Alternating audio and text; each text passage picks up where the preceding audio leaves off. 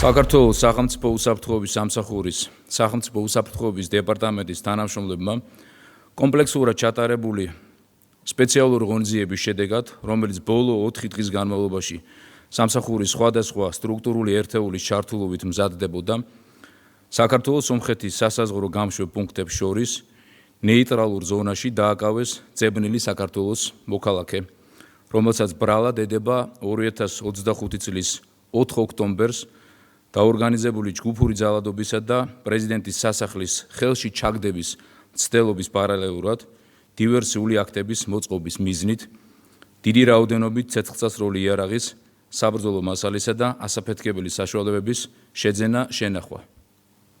შეგახსენებთ, რომ გასული წლის 4 ოქტომბერს სახელმწიფო უსაფრთხოების სამსახურის თანამშრომლებმა თბილისის მახლობლად ტყის მასივში სპეციალურ სამალავში აღმოაჩინეს გადამალული ცეცხლსასროლი იარაღი, საბრძოლო მასალა და ასაფეთქებელი ნივთიერებები დეტონატორით.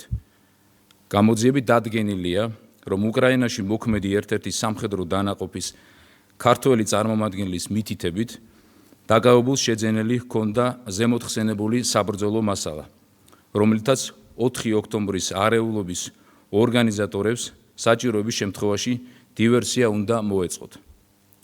როგორც გახსოვთ, სახელმწიფო უსაფრთხოების სამსახურის თანამშრომლების მიერ გატარებული პრევენციული ღონისძიებების შედეგად გასული წლის 4 ოქტომბერს ასევე მოხერხდა იმ პირთა წრის განეიტრალებაც, რომლებსაც სავარაუდოდ აღნიშნული საბრძოლო მასალა და ასაფეთქებელი ნივთიერებები თბილისის ცენტრში უნდა გადაეტანათ. დაკავებულს ბრალი საქართველოს სისხლის სამართლის კოდექსის 236 მუხლის მესამე ნაწილით გასული წლის 6 ოქტომბერს დაუსწრებლად წარედგინა.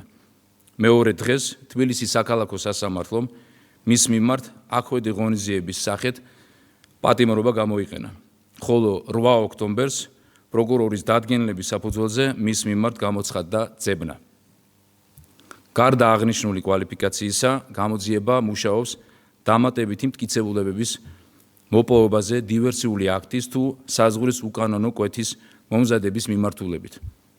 ასევე გამოძიება მუშაობს დაკავებული პირისა და მისთვის დანაშაულებრივი დავალებების მიმცემი პირების კონტაქტების დადგენაზე ბაჩანა ახალაიასთან, პაატა ბურჯულაძესთან და 2025 წლის 4 ოქტომბრის დანაშაულის ორგანიზებაში ჩართულ სხვა პირებთან.